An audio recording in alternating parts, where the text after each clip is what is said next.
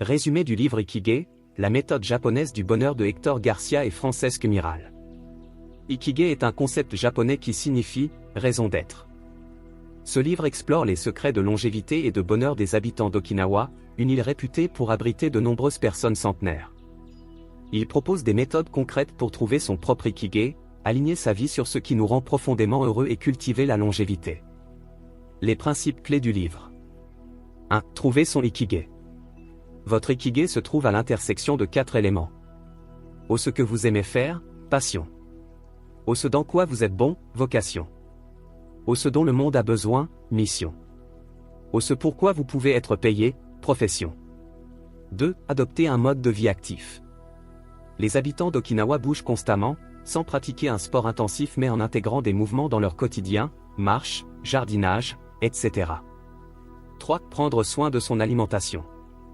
Il privilégie une alimentation saine, riche en légumes, poissons et aliments fermentés. Le concept de « hara hashibu » consiste à s'arrêter de manger lorsque l'on est rassasié à 80%.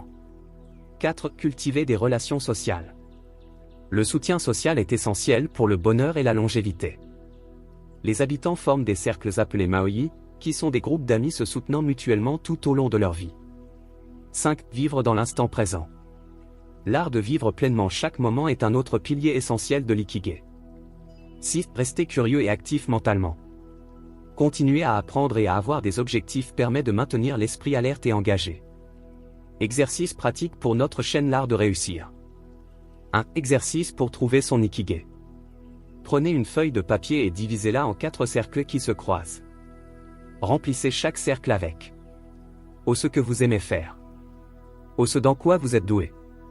Au ce dont le monde a besoin. Au ce pourquoi vous pouvez être payé. Trouvez les points d'intersection. Ce qui apparaît au centre est votre Ikigai. Challenge, je vous invite très chers téléspectateurs à commenter avec votre Ikigai et à partager vos réflexions.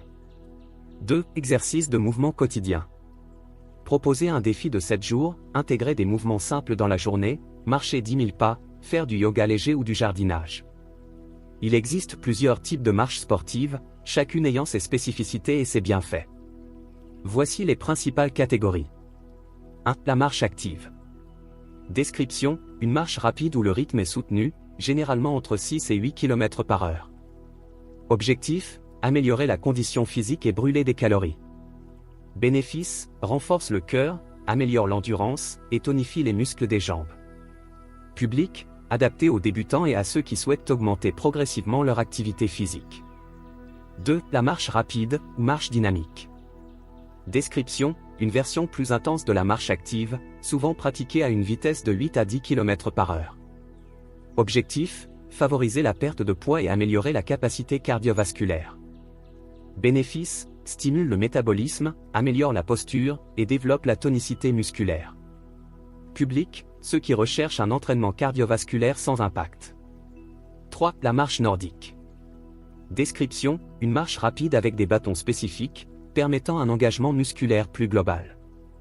Objectif, travailler tout le corps, en impliquant à la fois les membres inférieurs et supérieurs. Bénéfice, renforce 80% des muscles du corps, améliore la posture et réduit les tensions articulaires. Public, adapté à tous les âges et niveaux de forme physique. 4. La marche athlétique. Description, discipline sportive codifiée, pratiquée en compétition. La vitesse peut dépasser les 10 km par heure.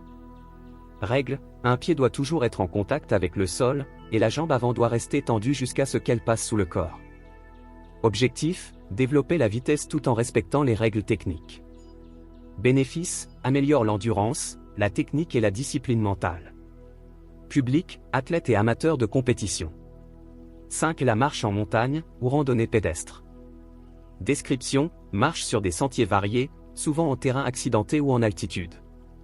Objectif, profiter de la nature tout en développant l'endurance et la force.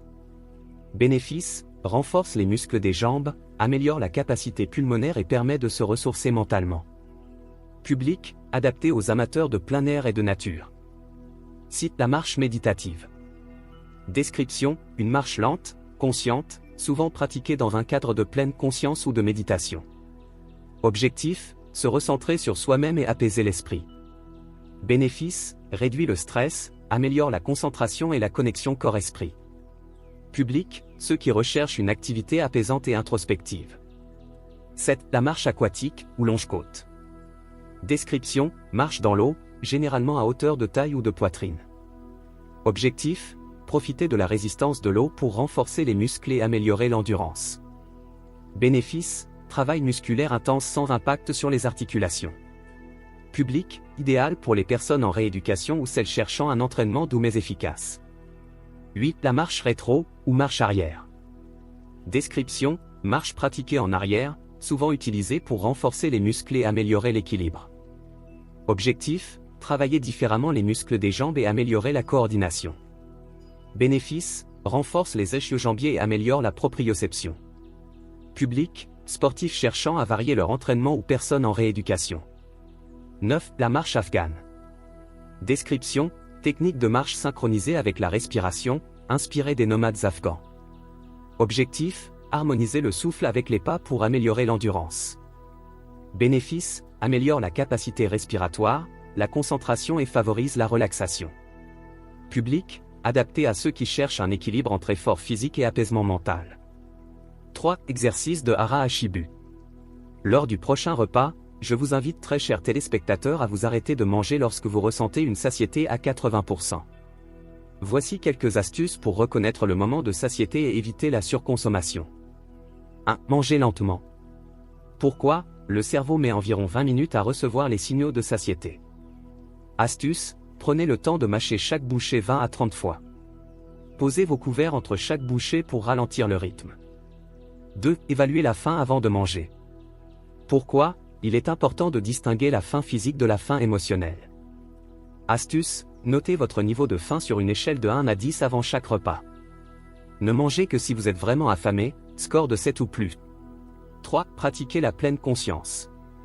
Pourquoi ? Être présent permet de mieux écouter les signaux du corps. Astuce, éteignez les distractions comme la télévision ou le téléphone et concentrez-vous sur les saveurs, les textures et les odeurs des aliments. 4. Utilisez des assiettes plus petites, vous maîtrisez la quantité de nourriture que vous consommez. Vous avez arrêté à temps. Je clôture par une citation inspirante du livre. Je cite celui qui a un pourquoi peut endurer tous les comment. Friedrich Nietzsche, référence souvent citée dans le contexte de l'ikigai. Vous avez été inspiré par cette vidéo, veuillez l'aimer puis abonnez-vous à la chaîne L'Art de Réussir pour ne manquer aucune autre de nos vidéos très émouvantes à venir.